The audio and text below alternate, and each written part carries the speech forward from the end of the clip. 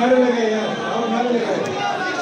अगर नारे लगाने से आपको सुबह मिलता है तो मैं भी आपके साथ नारे लगाने देता है। हमारा कैसे यार, ठीक है, बैठ जाओ, बड़ा बैठ जाओ यार, बैठ जाओ।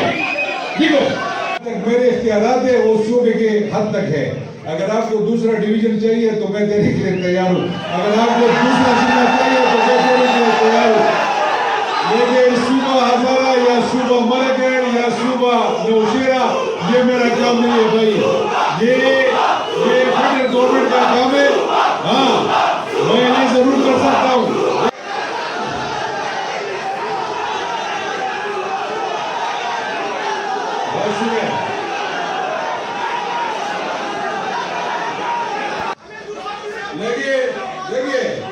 लेकिन ये जो काम है ना, ये फेडरल गवर्नमेंट का काम है।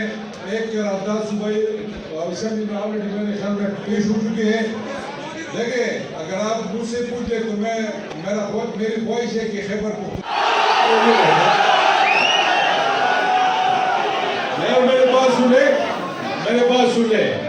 देखिए, इस वक्त जो है ना बड़ा सीरियस मौजू है। कोई उधर से कहते हैं सुबह हजारा, तो मुझे कुछ पे वो इतराज नहीं है कि सुबह हजारा बन जाए, ठीक है, मुझे कोई इतराज नहीं है। इस वक्त